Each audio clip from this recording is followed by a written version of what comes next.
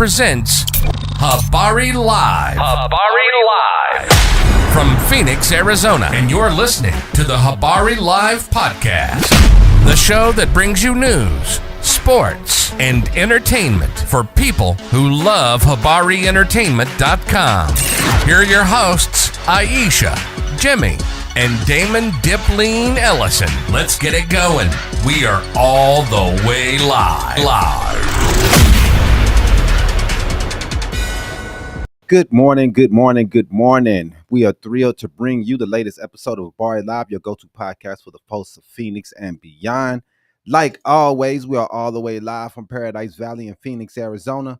I'm Damon Dipleen Ellison and my co-host, Aisha. And we'll be your host through this great day of innovation, insightful conversations from the heart of your city. Habari Live is where we bring you dope conversations and inspiring stories from remarkable individuals making a difference in our community. So let's get it going today. Yeah. I need to slow this down. Can you slow it down?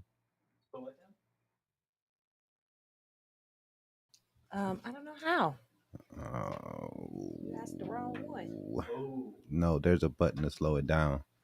But anyway, all right, today, please welcome to the show, Lashunda Brooks. Lashunda, right? Brooks. Yes. And we are excited to have you in here to talk about your journey, your passion for cutting hair and opening your own business. So first, we want to talk to you a little bit about how did you get into this industry? What was your decision to say, I'm going to be a barber? It was to save money. My brother has 3 sons. Okay. So it was a bonding relationship with my nephews. At one point, I had to take care of them. So that summer, I realized it's expensive. Yes. And I always, the clipper has always been in my hand. Since I was a little girl, my uncle put the clippers in my hand. I used to line them up. Wow. So it started there. Wow. Yeah. That's pretty dope. Not many, most girls want to do the pretty stuff and the other scissors, more Right. scissor cuts, more blends that way. So when did you go to barber school and say, you know what, I'm gonna make a decision to further my education before I can know a little bit more about this? Okay. It was back in 2019. Oh, okay. I went going to pursue massage therapy. The class was filled, and I thought to myself, what was my gifts when I was a child?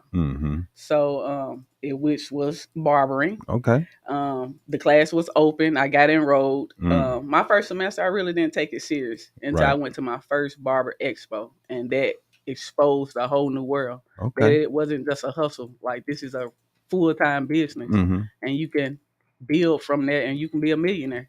Man, I mean, definitely owning, and it can change lives, man. Right. And I think that a lot of people think owning is easy, but it's hard work. Definitely. And that takes dedication. So how long have you been in the business, and how long have you been focused on what you need to do? Because I know you said you moved here from Memphis, right? Yes, I'm from Memphis, but I moved from Chattanooga, Tennessee. Chattanooga, I have never been there. Is that more south of Memphis? Or you don't know for sure? It's closer to Atlanta. Oh, it's way down there. Yeah, it's closer to Atlanta. Yeah, so I've never been to old Chattanooga. Chattanooga. Some songs about it. They got good artists and good people coming from that city. Yeah. But to answer your question, this is my year 4 in barbering from school.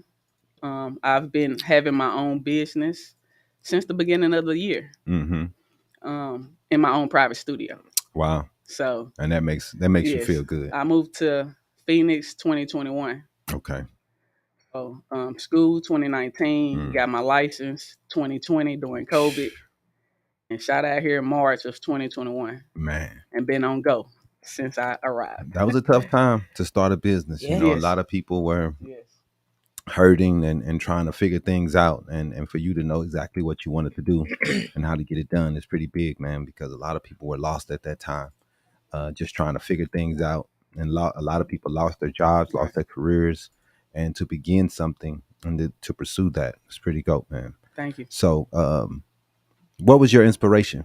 Who was inspiring you? Your uncle? Was that your inspiration back in the day? Or Inspiring me, I would say family in general. I'm hmm a family oriented person. okay. Um, no one specifically. My roots are from my grandparents, hmm so they drive me the most. Who inspire me the most? But good, solid friends and family. Yeah, man, that's dope. That's always good because you always want your people in your car. What are you doing? We're recording, so you don't care. Thank you. Okay, thank you. Goodness gracious. Craziness. All right, let me give one more question real fast here. So what else we got? Oh, I'm way at the bottom. All right, so Supreme Studio has been building quite a name for itself in Phoenix. What do you think sets your shop apart from others in the city? What sets my shop apart? Mm-hmm. I'm intentional with what I do. Mm-hmm. Um, I try to make the experience My bad. personal. Intention is just something that you talk about a lot in film, Mm-hmm. and people. I'm just coming from a film background as the technical guy, and I can say that like a big part of learning your craft for us too was learning how to be intentional with everything you do. Yes. Mm-hmm. Mm-hmm. That's hard. That's hard to do, man. Because you fumble about trying to figure out exactly what you want to do and having a good plan to know exactly which way you want to go is Yes. always dope. Mhm. So man, that's a big deal. So do you have would you say you have a certain style or a certain person that you pattern your cuts after, or is it all just going off feel and how you feel? And I've because been. barbershop it is an artistry. It is an artistry. I do have mentors I look up to, Okay. and I mimic their style and how they Okay. cut. Mm-hmm. But I think I'm going in my own lane, finding my own style, doing it my way. But Mm-hmm. then I want it to be where when you see my client, you be like, "Oh, that's a supreme cut right Right. there." Yeah. Like you know where it come from. Mm-hmm. So I'm working on that right now. Yeah. Yeah. I mean, I'm looking at I looked at your page, and you have a lot of great, just good cuts and great people that model it and everything. Everything look really good. Your cuts are really clean. Thank you. So I know that's what people are really coming for. They want to see that, and that makes a difference. Especially, we're always trying to update how things look. Right. Right. So how do you stay up to date the trends of what's going on and the new fades and the new way of doing things? Always studying. Okay. Always being a student to Mhm. learn new techniques, new skills. Yeah. Um, it's not about your tools; it's about you. Mm-hmm. So working on that wrist work because it's Yeah. all about the wrist work. Mm-hmm. But definitely staying learning in the learning Just state of learning. mind. Yes. Yeah. Because you find yourself, I know as a barber, you're looking at everyone and you're seeing, what styles that they have going on and what kind of fades or whatever they have going on. And I know you're always trying to keep your mind sharp because as an artist, you're looking at these things, seeing what you can do better, see how you can do things better. Um, how do you overcome some of the challenges that you may face, in the barbershop, people not happy with what they have or people upset? I know most people come out Yeah. happy, but you always get that one You go customer. get that one. So how do you overcome these type challenges, and what's been the most rewarding part of owning your own barbershop? The most rewarding is setting my own schedule, moving on my own drum. Mm-hmm. That is the most rewarding. Mm. Like this morning, I got ready, got myself. I do my workouts in the morning, but I actually had time to sit down with my family, eat breakfast. Yeah. When I was in the barbershop setting on someone else's time, You got to get up I and had get out. to get up and get out. Right. So that's the most rewarding. I love what I do. The challenges I face will be more so learning the behind the scene of Mm. business ownership. Yeah. Yeah. I think my customer service is top tier. Mm-hmm. So I think that what keeps me ahead of everyone else. Right. Like I said, I'm intentional. If you was to come to my shop and I know what kind of music you like, Mm-hmm. it'll be playing. Okay. Your refreshments, certain snacks. It's your birthday. I give out gifts. Man. I give out free haircuts. Right. Fades for grades. Yeah. So I'm more That's about dope. giving back than the paper. I like that. Fades for grades. It wouldn't have worked for me because I got straight F's. But you turn the F's around and you bring that report card. It's free. That's dope, man. That's dope. I like that. But it's a big thing to have the barbershop is like the pulse of the neighborhood. Right. Everybody comes, they all talk, and we all discuss what's going on, the politics, sports, everything that's going on. So around the sun. Yeah, man. So when you have a barbershop, you feel connected to the community. Yes. And to give out and to help the community more. It seems like that's just hand in hand with when you have a barbershop. You know what I mean? Yeah.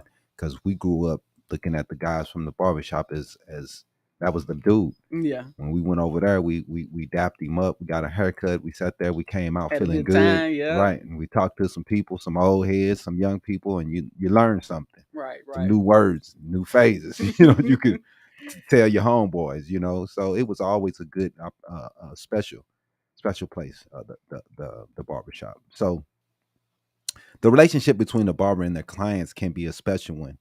How do you create that connection and trust with your client? Well, you already really told us that with that. But you know what I was thinking about though, babe, is the bear when she said that. Mm-hmm. How they was able, they able to make meals because somebody, they love something, and they're like a gluten free, and then one dude's allergic to this, one dude likes this drink. Right. And that's what their restaurant do to try to go above and beyond for their customers. There's one guy like chocolate covered bananas. They happen to have that for dessert when he came. They didn't have it any other time, but when he came, they put it on there and they made him one. And that's how you make your customers feel special. Right. And you make them feel like, hey, these people really care about what they're doing. That's what I thought about when you said that, because most people don't do that. I don't do that. We got a Michelin star barbershop. When I first started, I was giving out, if you book me, I was giving out a coupon for a free taco. I said, what barber go cut you and feed you? Not many, man. That's a pretty good, it's just that's you coming up with pretty good ideas to market what you're doing. And like I said, to make that connection with the community, which is always a big thing. So Phoenix is a very vibrant city with diverse communities.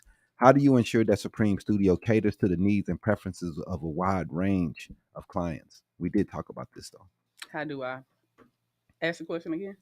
How do you make sure that you are able to help a wide range of clients? First and foremost, I'm able to cut all textures of hair. There you go. So that brings more clientele of different backgrounds to Supreme Studios. 60% of my clients are women. There you go. So women, word of mouth is the best referral. And like I said, learning and being able to cut all textures of hair, that's the open door for any and every clientele that can walk through. Listen to that.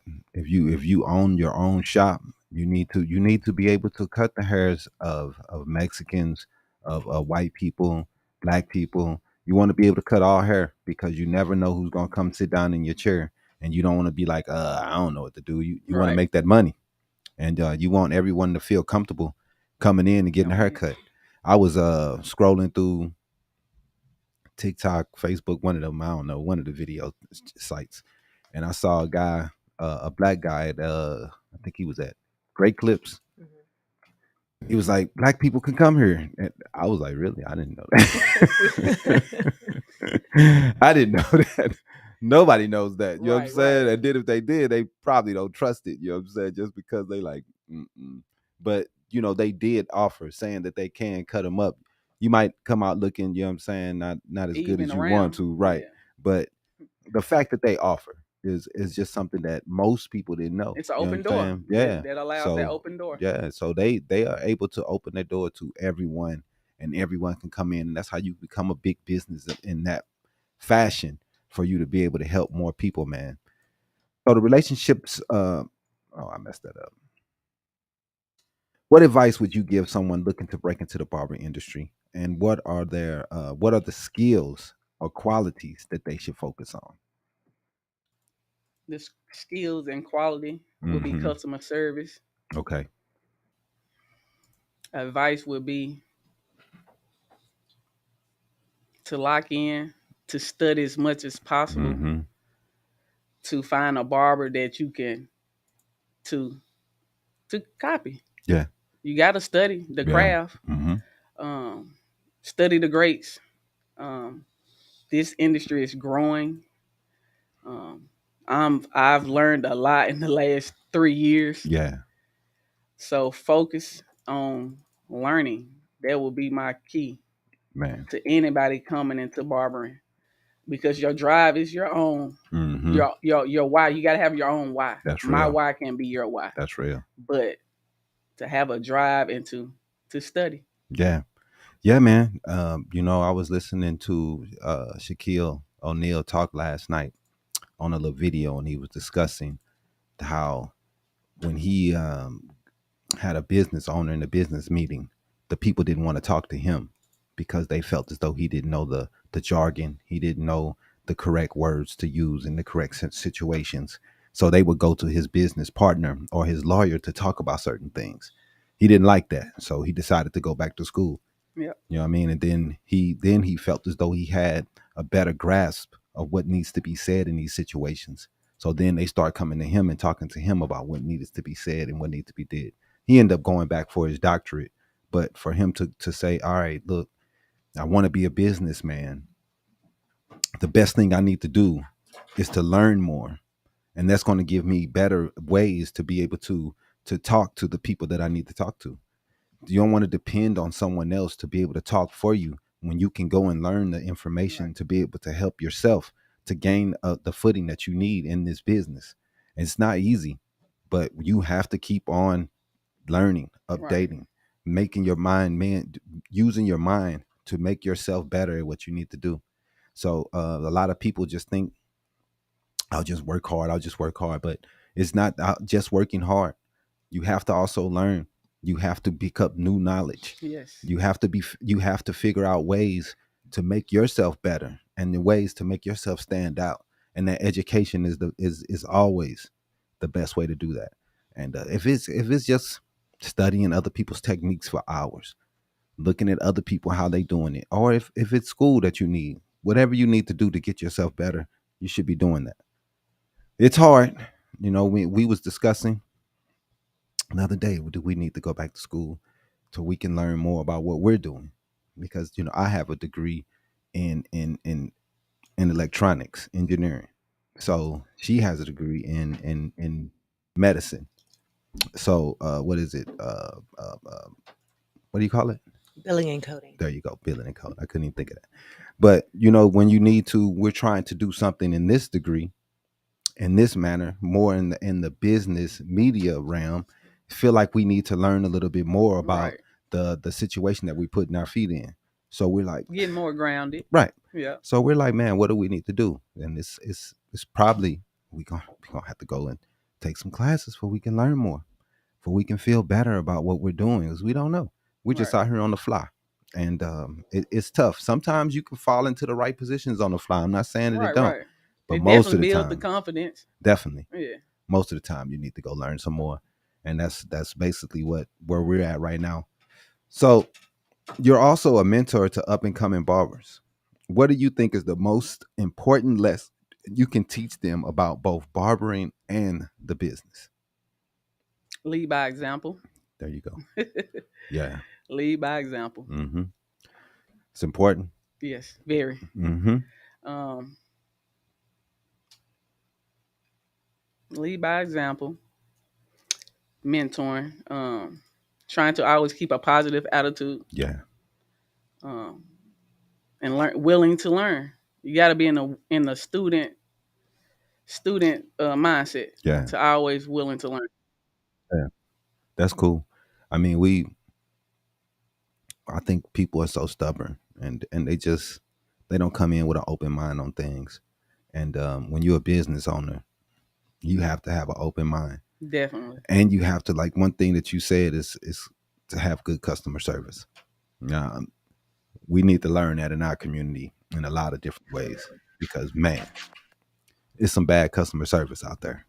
And bro, you come in, people don't even want to say hi. You come into their business, they don't even want to say what's up to you. That's crazy to me. Yes. You know what I mean? Like that's crazy. It made me not want to spend no money. I do.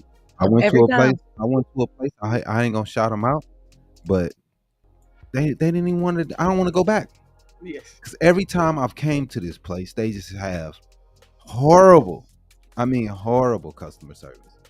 So I'm just trying to figure out exactly what we can do to get better service across the community, man. Because the anger does not do it, man.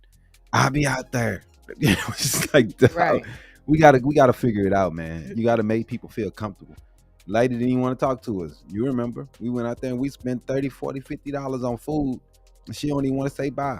Peace out. Thank you. You know, it's like, dude, I don't get it, but I probably won't be going back just because. And then when you walk in the door, they didn't even say hi, nothing. Welcome in, welcome to what, you know. She didn't say nothing. She just walked over to the register. You guys are spoiled out here in Arizona. Man. That's an expectation in New Jersey. Really? Yeah, you expect to get terrible customer service.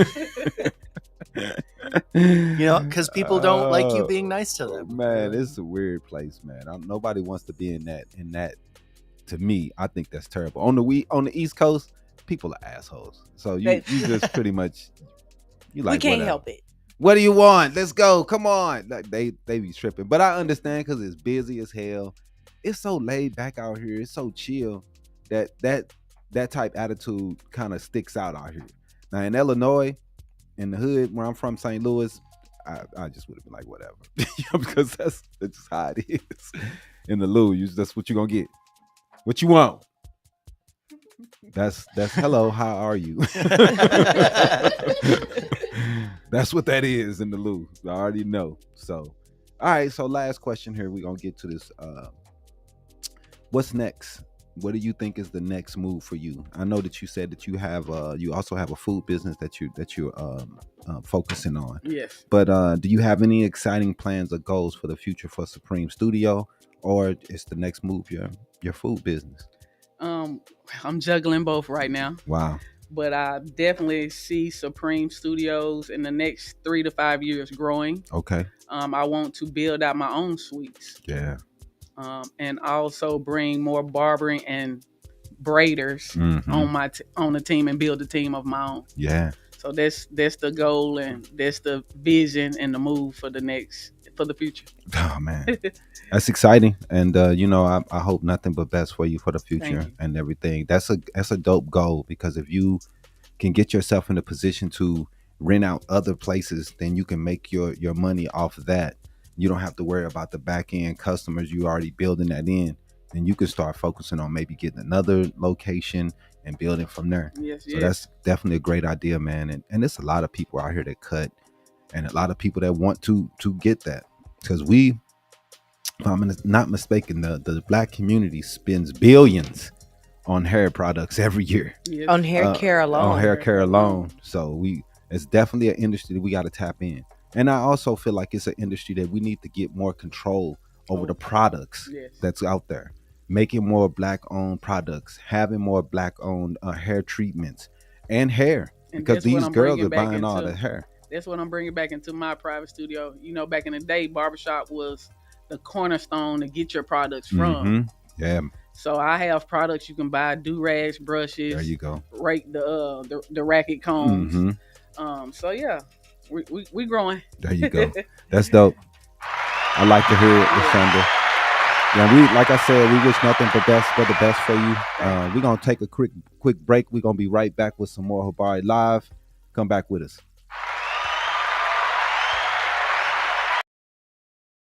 It's Mama Sauce Fish and Chicken, Habari Entertainment sponsor. Let's go get it.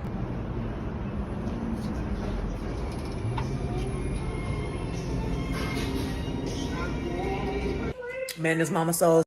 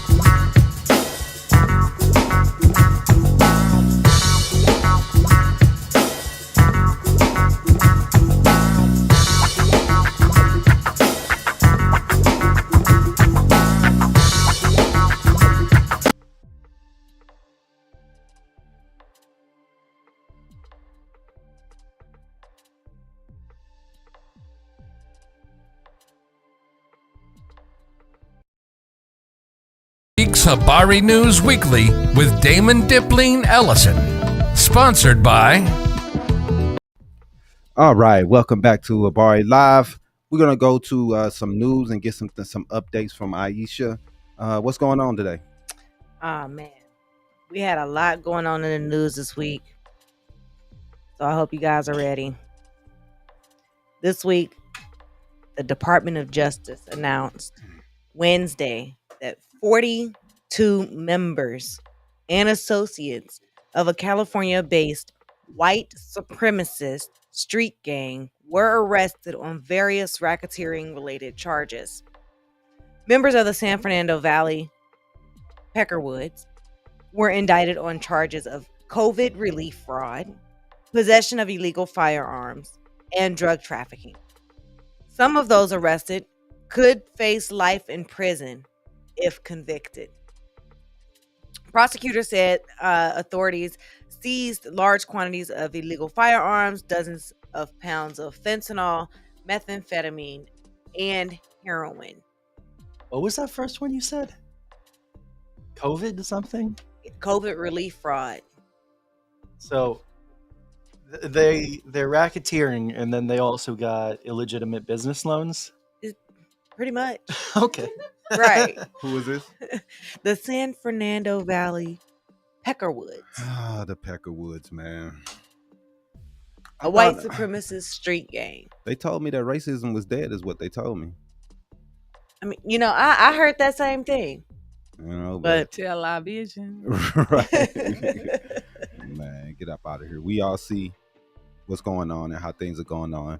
Yeah. And we see what type people are out here, man. And the thing people think, California, they think liberals, they think Teslas and electric cars and avocado toast. But you got Peckerwoods out there. It's white supremacists. Right.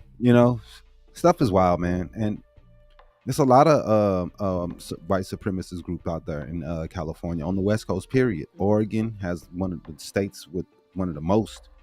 So it's still a lot of hate out here, man. So I'm happy that they were caught and everything. Did you see the picture of the dude? Oh, yeah. This is kind of wild to see them. SFV? They got the little initials on the back of their head. Why they got to go with they had to go skinhead in order to even get the tat on the back of their head in the first place?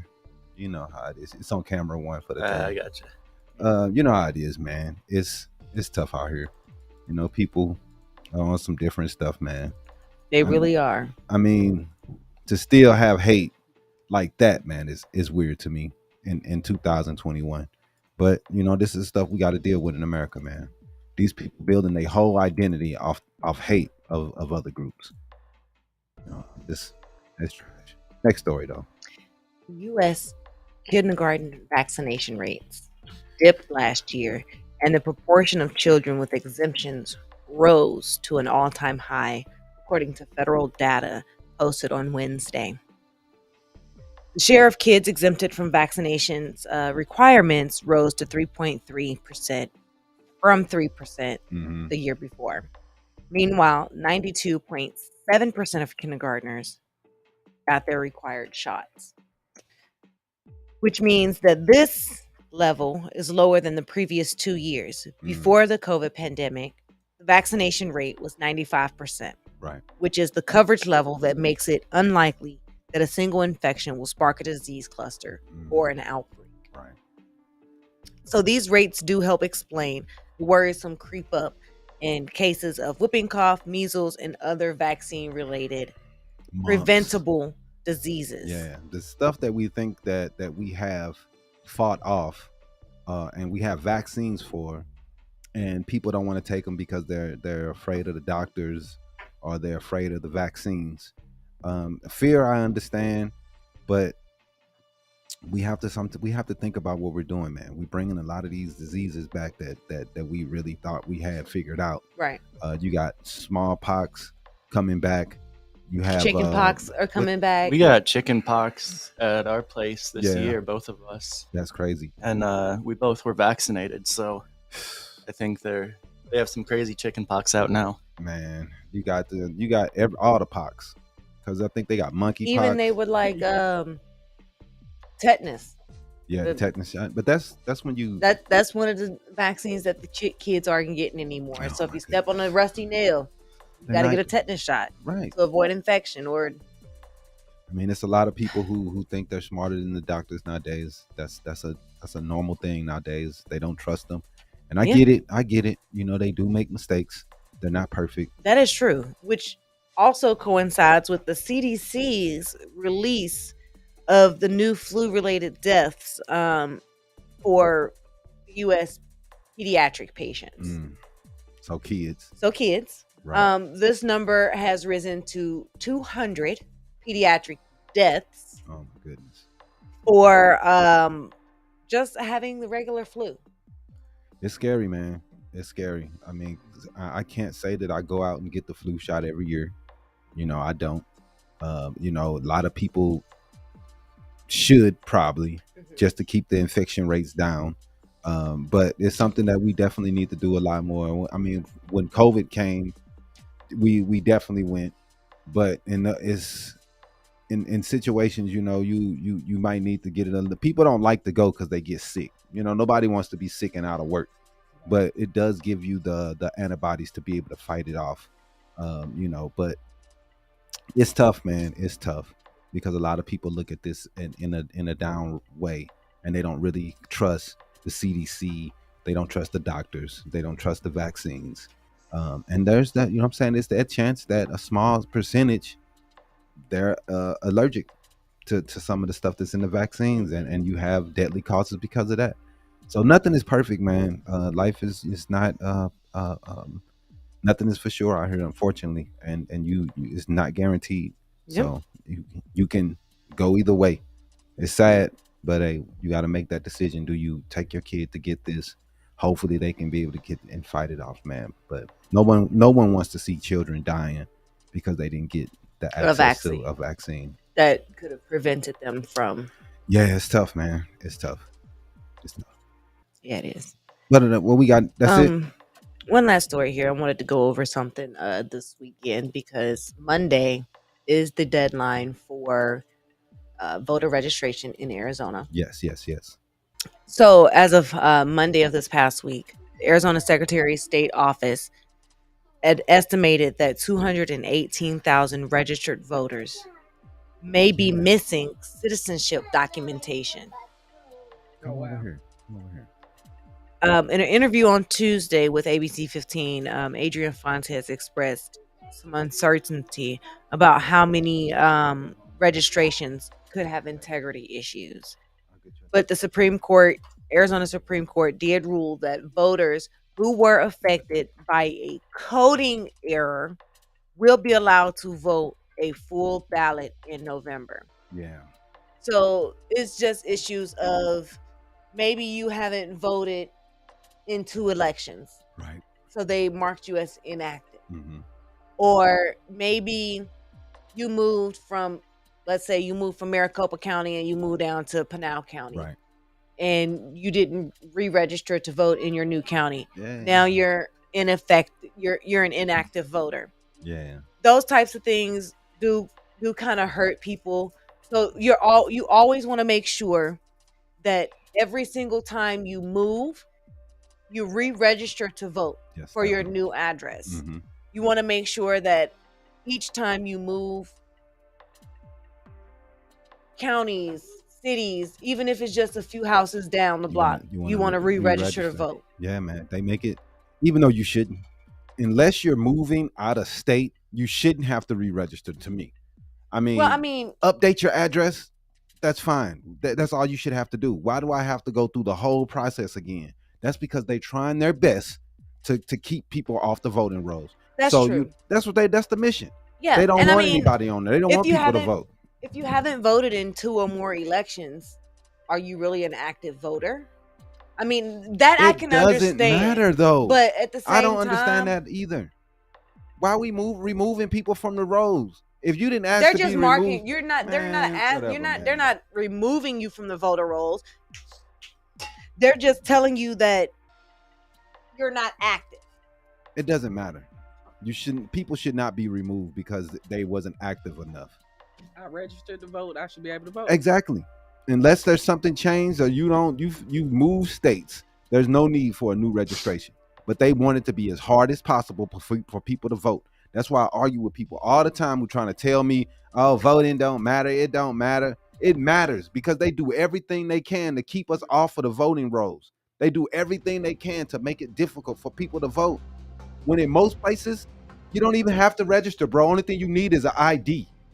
Yep. In most countries, that's the way it is. You just need your ID, and that's all you need to vote. Us, we need we ain't heard from you, bro. So we think you ain't gonna vote. Like what? I'm a U.S. citizen. Whenever I decide I want to vote, I should be able to fucking vote. Period. I just don't. Especially after you first register at the age of 18. I don't care. I'm an American citizen.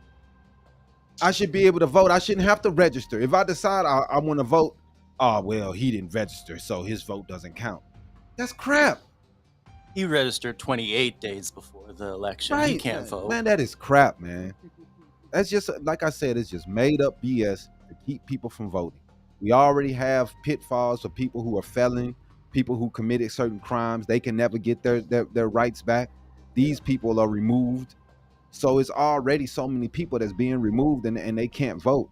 Even if you are a felon, we still want to hear what you're saying. If you're paying taxes. Right, exactly. Right. You still should be able to vote. That's just my decision. If you paid your debt to society, you did your years, you paid your fines, you should be able to come back and be a normal citizen again. Right. We can't just hurt you for the rest of your life because you did something stupid. That's true. If you're out of jail and they said you paid that debt, then you should be able to vote again. I mean, it's taxation without representation, right? Like you can pay to be in this country, but you can't vote for the changes because you did something stupid when you were 18. Exactly. I don't know. For the rest of your life, you're just done. Yeah. I think that's crap. It is. But I mean, a lot of people really don't know that when you do go to jail and you come out of jail and you do pay your fines off, that your next step to fully becoming a citizen back into society is you got to go back down there and petition to have your voter rights restored. Right, but you don't think that's too much? I think Virginia did it right. They just let the people they're coming back on if you did what you, but not other states are doing that. You have to go down, petition to somebody, go to the courts, wait down here, do this, wait another. Come on, man. It's too many loopholes to restore your voter rights. Obviously, it's like that on purpose, right? Because they don't want you to get your rights back. Felonies can't vote, but the person running for presidency with felony charges can. It's cool. Yeah. It's Iceberg Slim. We gonna let him back into the White House. He done ran people all through they did all type crimes. And they talking about new charges. So it's like, I don't know, brother. I like I said, man.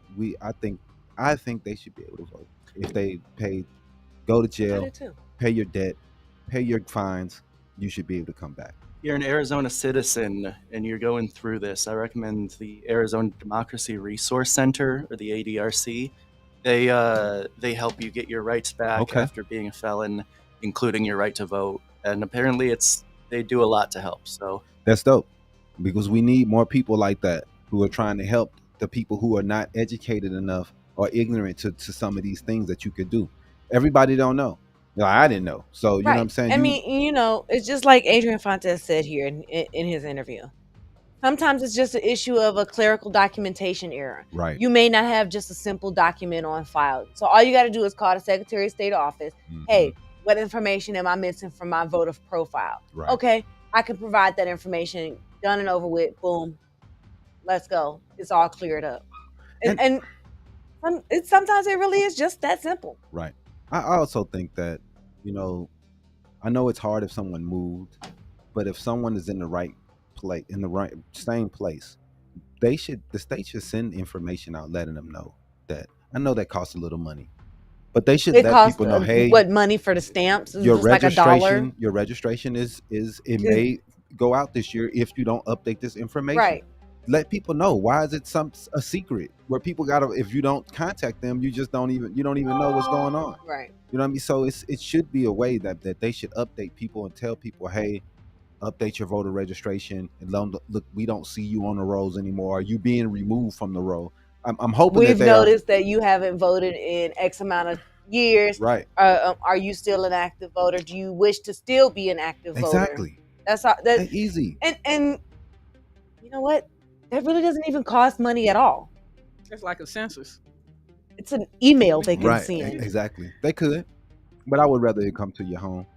You know, I feel a little bit better about that. But you can't say that, because what if you move and you're not using that address anymore? I said You're not that. going to get that information Right. if they do send it out to you to let you know that, hey, this is not active I anymore. don't know if they So have, it's better that they send an email. they send an email, I because guess. when you update your ID, or Yeah. you can do all of that online, and they ask you for your email Yeah. address. You can do So- everything online nowadays. So I don't know why they make it so difficult for these things.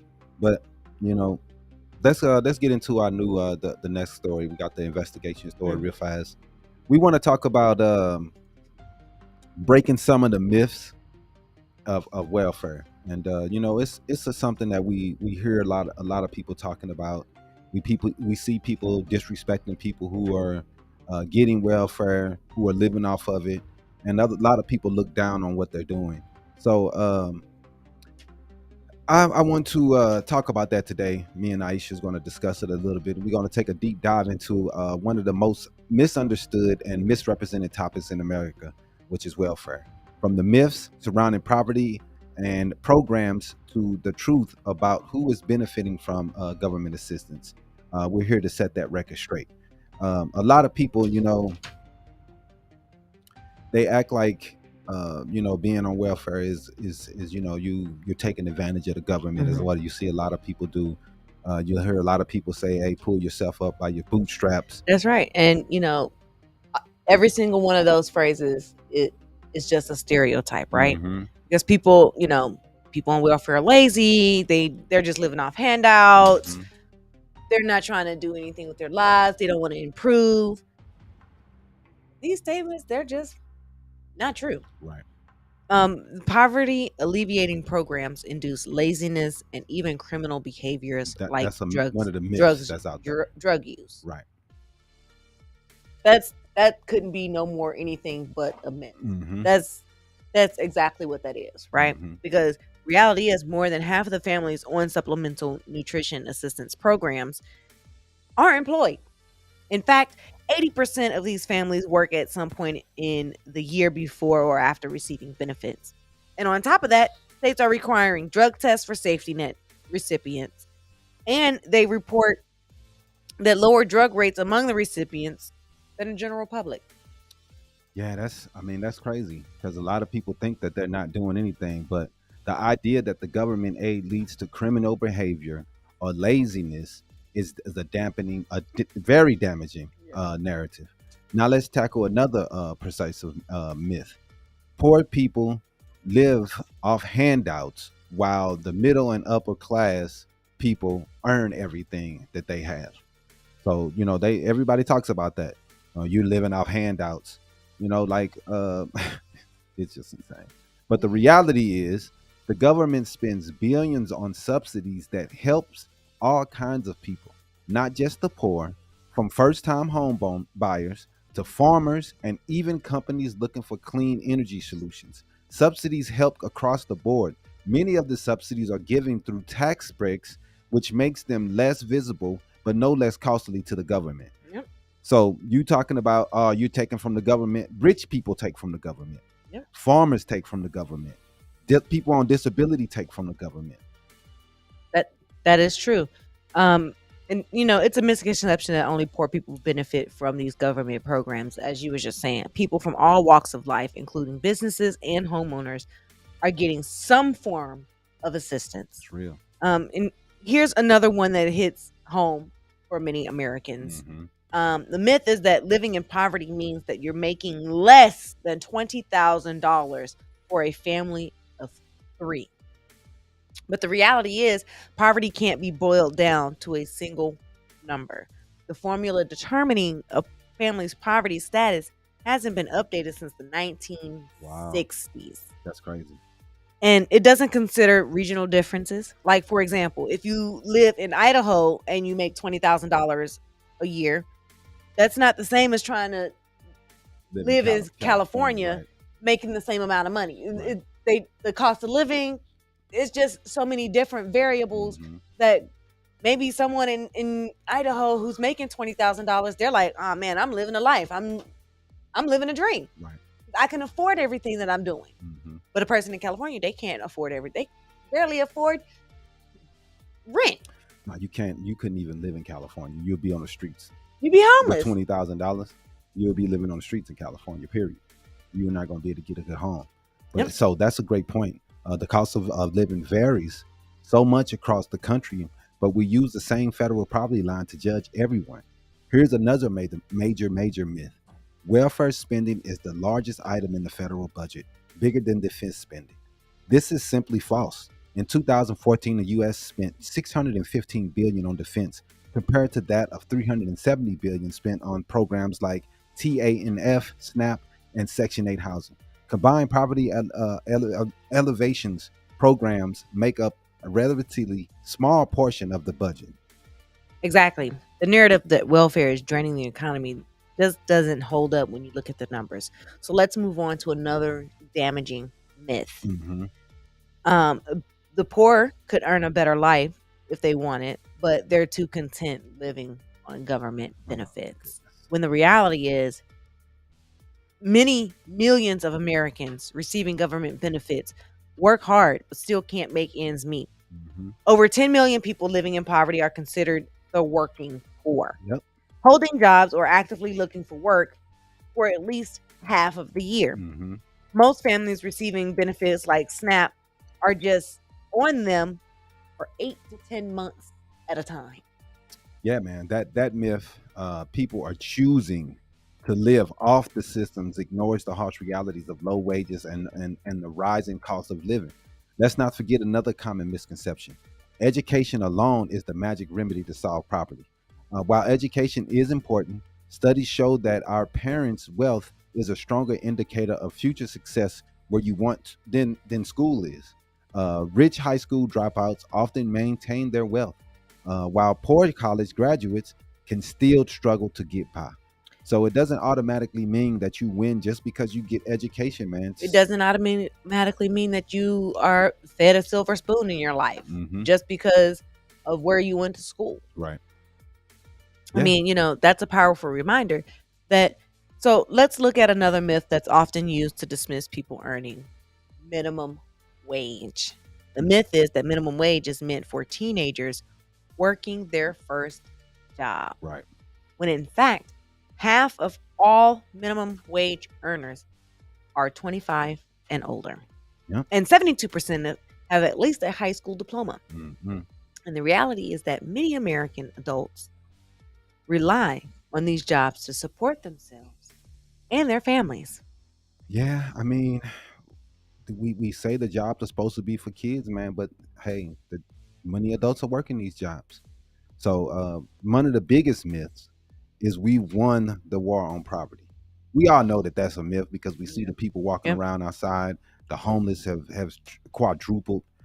President Johnson's program in 1960 did bring the poverty rate down from 26% to 16%. Over 48 billion Americans still live below the poverty line today, including 15.6 million children. Clearly, the fight against poverty is far from over. That's right. I mean, we've covered a lot today. And the bottom line is this. Welfare myths do more harm than good by perpetuating falsehoods about who benefits from the government program assistances and why. It's crucial to understand that the real struggle is people who face so that they can have more informed, compassionate conversations about poverty in America. I mean, we got to do better. We really do got to do better. I mean, there are cities, a whole city in North Carolina, Southern California, banned homeless shelters. Vegas banned homeless people. It's illegal to be homeless in Vegas. It's almost illegal to be homeless in Arizona too. Man, it's so crazy. Just because of the way they have the laws set up. And then they want to put up signs that say, you can say no to panhandlers. Yeah, man. No shit. That's always been an implied rule. Right.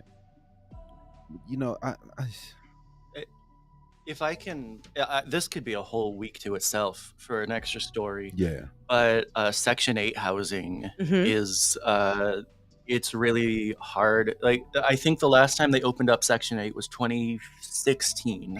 Don't quote me on that.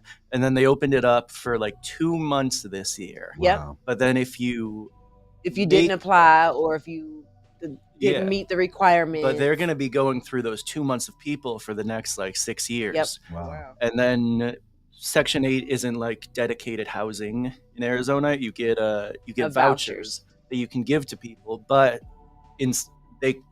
landlords can deny it. Right. Yep. And most landlords do. Yep. So you have to then find somewhere where you can still afford, because it doesn't pay for all your housing. Right. It just covers a percentage of your bills. Yeah, based on your income. And then after that, you have to find somewhere they can deny you. And a lot of people who who sign up within the 2 months, wait like 5-6 years for it, get the Section 8 voucher. They can't find anybody, and it expires.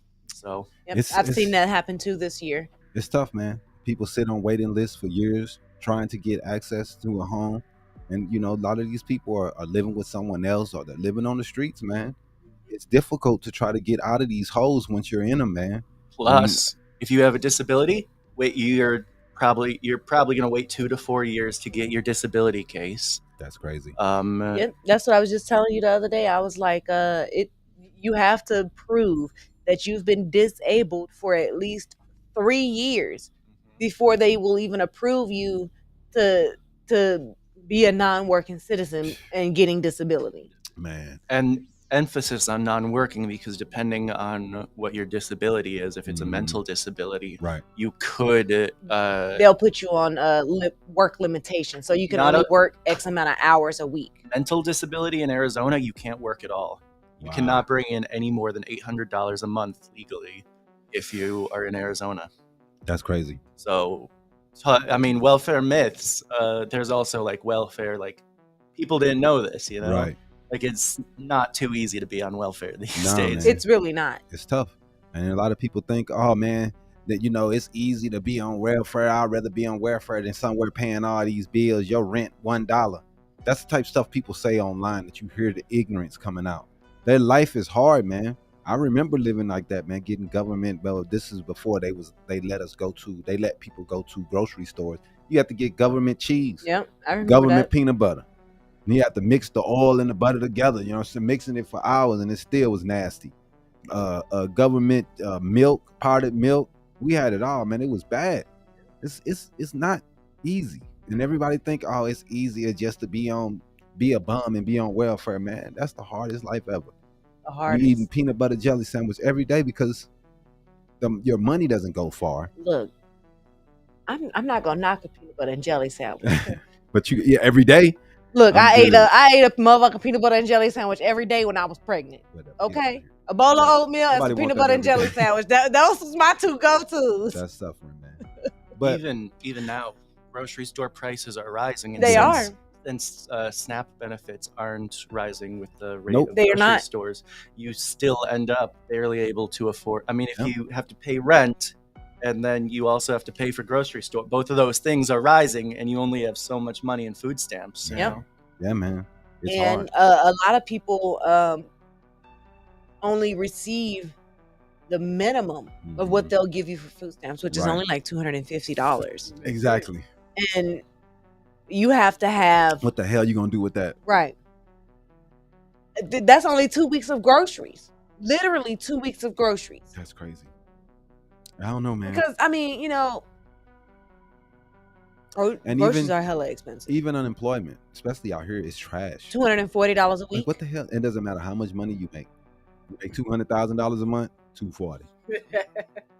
You make $300,000 a year, $240. They don't care. They really don't. And it's crazy. Like, what are you gonna do with that? You can't even you can barely pay a car payment You're done. Your life is off done. of That's unemployment in Arizona. all the times I've lost a job out here. I've never filed for unemployment because it's such a waste of time. Well, And I it mean, takes 4 weeks for them to even approve you I to got get a job. unemployment. By the time all that stuff come in, I already got another job. Nobody's trying to hear that, man. Yep. Like it's dude, if you sit around And then they waiting try for to that get shit, you and be like, oh, well, you got a job before we approved you. We Yeah. approved you. We gave you money. Now we need that money back. So that's a wrap on up on our investigation reports today. We want to thank you all for tuning in. But let's keep this conversation going, and remember, don't believe everything you hear about welfare and the system, man. Try to be a little more open to what's going on in people's situations. Don't be so harsh on people because they have their own welfare. And we're always talking about, oh, look, they buying steaks on welfare. People can't have a steak every now and then. It's not a good decision because you got to make $250 last. But if you're gonna spend $50 on one thing, that's probably not smart. Right. But let them live. We're so upset about it, man. We got rich people getting all types subsidies, gas companies, farmers. Now, I'm not saying farmers are in great positions, but a lot of these people are getting subsidies for what they do, and they're getting a lot of money put in their pocket. Yep. So what is it to help the people that's at the bottom and give them a meal or two? Let's stop being so heartless. So, let's go into some hot mess. To the hot mess real fast. We have Get ready for the week's Hollywood Hot Mess with Aisha Rowan. Sponsored by Mama Soul's Fish and Chicken. For every bite is like a warm hug from home. And remember, if you do want to sponsor us, we do have packages available. Mhm. Email us or DM us, and we can give you those pricing packages. Most definitely. All right. So this week's hot mess is we got a couple. Make it fast. Make it fast. All right. Transgender model Sydney Starr and Family Matters alum Darius McCray have been putting on a strong public front for months. A front. It's fake. Their union just got a whole lot tighter because Sydney says it's all thanks to her gender affirming surgery that Darius McCray paid for. Wow, bro. Hey, man, but that's that man business. She said that he jumped at the chance to pay big bucks to get it done for her permanent snip. Oh, man, that's a tough one, man. That's a tough one, man. But that's on him. As long as he's happy, that's all that matters to me, man. It's definitely a different world. The two looked real happy and cozy in their photos after she announced that he paid for the snip. I don't know, man. I don't know how much family would matter in this situation. Right. I don't even know I'm bringing it out, man. That's tough. So they were female to male? They were male to female. They were male to female. Male to female. Okay. Yeah, and I've never heard him come out as gay or anything. This pretty much just confirmed it for me. Yeah.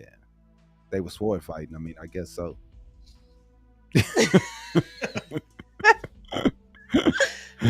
What else? They went in the back door, out the back door. He paid for her to get the to snip, get it done, so but they were already being intimate before then, so he obviously a top. I hope so. Or it might switch up because she got hers, Well, she did get a snip, she got hers removed, so he would be out of there. But man, that's kind of crazy though, right? Yeah, Steve Urkel looking like the cool one now. I don't know. I'm just joking, man. But anyway, what else we got? Drake's beef with Metro Boomin just got an additional shelf life thanks to Fashion Nova. Oh God. They're encouraging dudes to compete with women this year and pop ass in a BBL Drizzy Halloween costume. I allowed to show this? I hope you do, because that outfit was ridiculous. They done went from the barrettes, the pappy. They done gave you the butt out. The butt out. They done gave you all of it. Man, I'm so lost right now. Man, look, this Fashion Nova outfit. And then they went as far as to give you the bubblegum wrapper grills as part of the outfit. Wow. I'm gonna show it, but I don't want to. Hold on. What is that, bro? Yeah, that's Hot crazy, mess. man. Yeah, That's- that's That's a real hot mess. a real hot mess because I'm like, who gonna buy this outfit? and then he gonna twerk when he has that on. Yeah, Oh man. All right, you, bro. you got to. But this is the influence of Drake, I guess. This the influence he has on men in the industry today. I guess it is. I mean, Oh man. what got me was the rainbow colored beret in the hair Out of all that, that's it. and the bubblegum grill and the booty. Because if you look at it, the sweater and the pants, if they didn't have the booty sticking out, that would be okay. That would be okay. The sweater's okay. Right. But the booty out and is just the hair and the grills, that's just a hot mess. Yeah. If I see any of you cats with this BBL Drizzy Halloween costume on, I'm laughing and taking pictures and posting you everywhere. Oh man, that's ridiculous. You about to be the meme of the year. BBL drip. Yeah, I'm okay. Let's go on to sports, man. Before I could feel a lot tougher, man. This ain't it. Oh my goodness. Ah.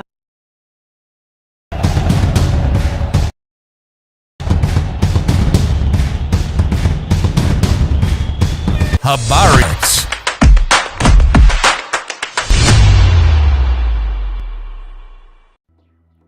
I'm still distraught over the last story. Sorry. That's pretty messed up, man. I don't get it. So, welcome to sports, man. We're going to talk about some few things that's going on this week. We got basketball back in the house. Preseason game started last night. We also have a big game tomorrow with the Cardinals, who got the 49ers coming into the house. 49ers, they're injured. They're really injured right now. Kittles might not even play. We don't know for sure. But, hey, it's going to be a good game. I am saying I think we're going to lose. We're going to probably fall to 1-4. I'm just not optimistic right now about how the Cardinals are looking, man. We look really bad the last couple of weeks. To get smopped up like that against Washington was pretty embarrassing. And I know Washington is looking good and they're playing really well. Daniels, the quarterback, is killing out there, man. But I still think we should have looked better. You know what I mean? Like it's man, you come into the season optimistic, man, but man, that goes out the window really fast after this crap. They look bad. So we got the preseason NBA, and Lakers got their ass. Preseason doesn't count. Kicked. No one cares who won. It don't matter. Doesn't They matter still got at all. their ass kicked. What we do care about is the biggest story from the Lakers right now is LeBron and Bronny. And Bronny played last night. He went 1 for 6. He got a couple blocks. He got like 3 blocks. He looked pretty good on that aspect. But the Lakers, man, I don't know, man. We have to see a little bit more. Boston played Denver. We were able to see Westbrook out there a little bit and what he was doing. Westbrook, he's new. This is his first year out there in Denver, so we'll see how that goes. I'm not very optimistic on Denver this year either, man. And the team hasn't repeated in so long. I really don't think that Boston is going to repeat either. But let us know what your thoughts are and who you think is going to be this year's champion in the NBA. And we'll talk a little bit about that and keep that conversation going for next week. Most definitely. But let's look out for what? Also, Caitlin Clark can add Rookie of the Year to her long list of accomplishments. She finally won it, huh? The people didn't cried enough this year. I mean, they didn't like Angel Reese with the even information in the that same came sentence as her. They really didn't, and this is how bad that Get they on my didn't nerves, like it. man. Indiana Fever Guard earned the honor on Thursday following a nearly unanimous vote Mm-hmm. from the national panel of sports writers Yeah. and broadcasters. Mm-hmm. Clark received 66 votes, while Angel Reese only received one vote. Mm-hmm. And that's how close it was. It was once she got hurt, it was really blowing out the water. But she was beating her the whole time. They were neck and neck the entire time until Angel got hurt. She wasn't neck and neck. They weren't neck and neck. She was beating her. She was beating her. But Angel Reese had a good year, and there were some other good rookies. Old girl who played with her also on that team. She was good also. So it's a lot of good things, man, to talk about, and you can't get focused on those things, the bad things, and the people who are trying to hold things down and be racist and ignorant. Yeah. We're going to focus on the good things. But the regular season is around the corner, man, for the NBA. So I want to get everyone talking about this, and like I said, hit me up with anything that you think is going to happen this year, and your picks for the East and West finals. Other than that, what we got? Let's go in the comic book corner before we can get up out of here.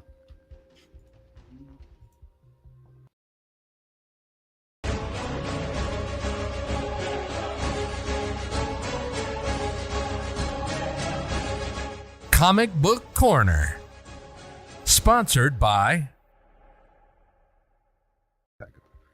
Yeah. So, man, look, man, Agatha was really good this week. I liked it. I don't like musicals, so I didn't like the rock band stuff. That was kind of whack. But other than that, you probably like that whack stuff.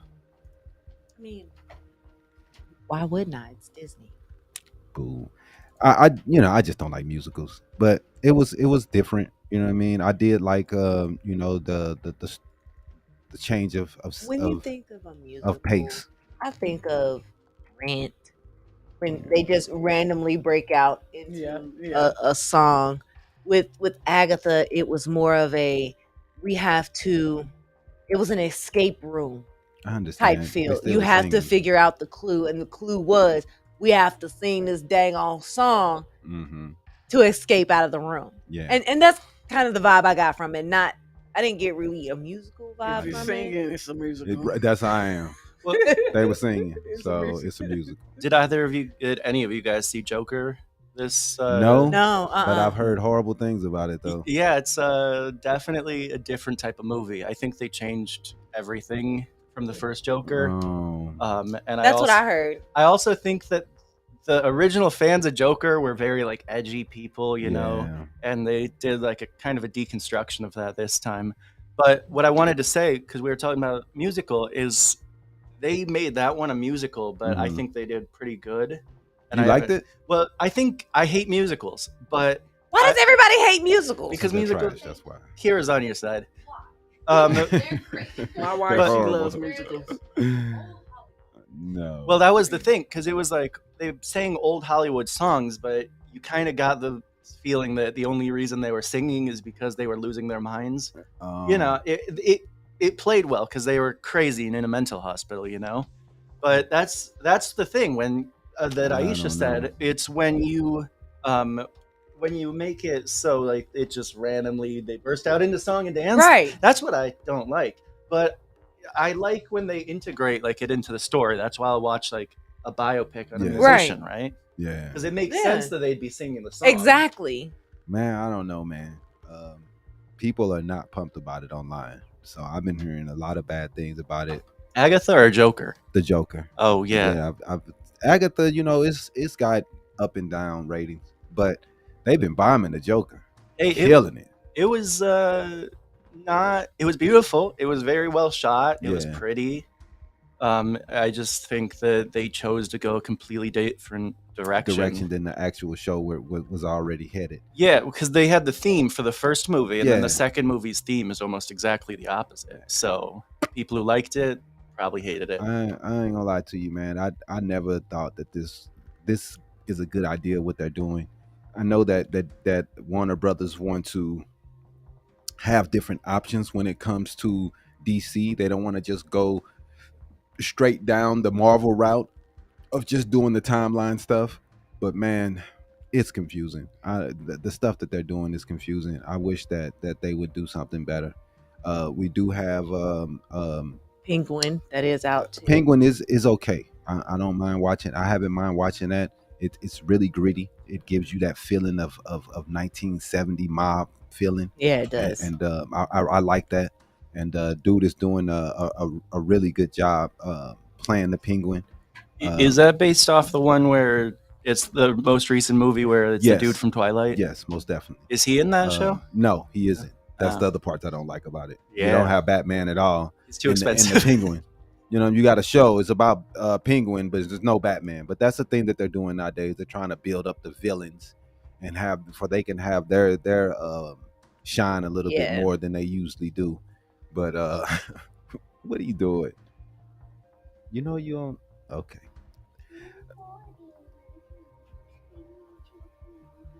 You want me to take you to a party? They love parties at 3. Oh, Don't they though? Look, she be having all the birthday parties. But that's all we got today. You know, I like I said, watch Agatha, check it out. You know what I'm saying? Come back and let us know how you guys feel about it and how people feel about it. I know, like I said, some people don't, some people do. To me, man, I want to give it like a 7, 6, 7. It's not great, but it does. I do. I'm waiting for the intense action, like at the end of WandaVision, like they gave us. I don't know if that's gonna happen. It was a build up on that, right? You know, and it might happen. It could be, yeah, because who's putting them through these trials, right? So you know, it's gonna be something at the end that they are gonna have to go through. I don't know if it's gonna be Mephisto, but we'll see. They are leaving it really open, and then we don't know who the kid is yet, even though in the toys and a couple things they kind of let it go. But we did find out that it's not Agatha's son. Yes. Old girl told her that's not your son, so you might as well get that up. So I think that she was starting to believe that and now she's not believing that. She was kind of upset to find that out.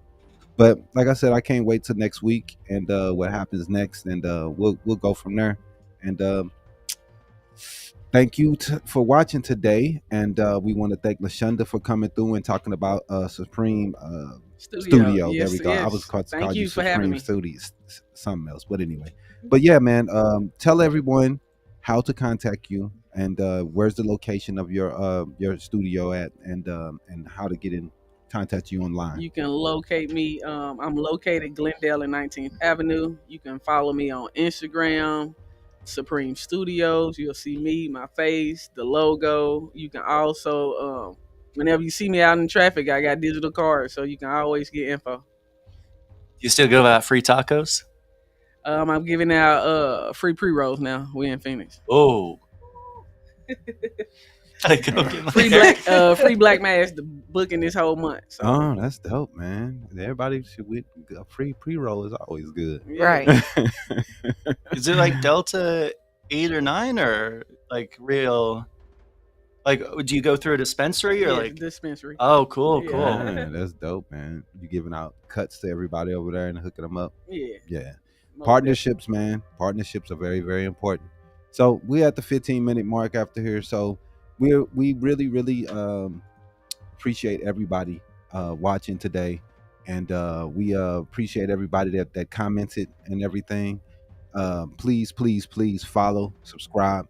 This is the only way that we can get bigger and show that we're getting bigger. We will have a grassroots, like what are we gonna call it?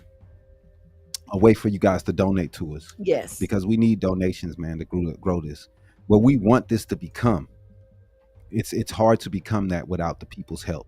So it's just we want to be the newscast that covers the stories that the big media doesn't cover. Mm-hmm. That covers the people that the media forgets about. We want to be able to cover those people.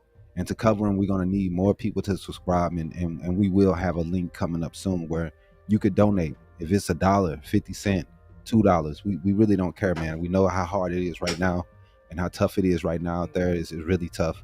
But we're gonna put that together, and hopefully, everybody can start helping us to move forward and make a better news company for the people that what we need.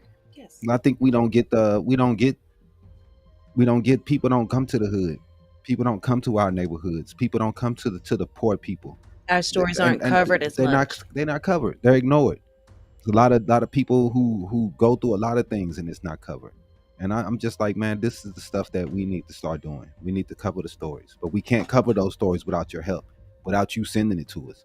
So if you have a story, you have something that you think that needs to get out there and you want more people to know about, give us a email at info@habarientertainment.com, and we definitely will get it wrote up, and maybe we'll discuss it on the show also, and get people more interested in what's going on with you. And Aisha, what's the TikTok? The TikTok is at Habari Entertainment. At Habari Entertainment, yes. Habari Follow Entertainment. us on TikTok. We're trying to get to 1,000. We're I think we're right at 500. So please help us out, man. If you have a TikTok, please go on there and give us a follow. It's going to be more clips and of the show and discussing some of the things in more of a shorter version. Oh, a Scooby snack, huh? Oh, thank you. She does not care that we on the show. She really she's just doesn't. here. But anyway, thanks everybody for watching, man. We'll see you guys next week, 10:30 a.m. Peace. Holla, holla.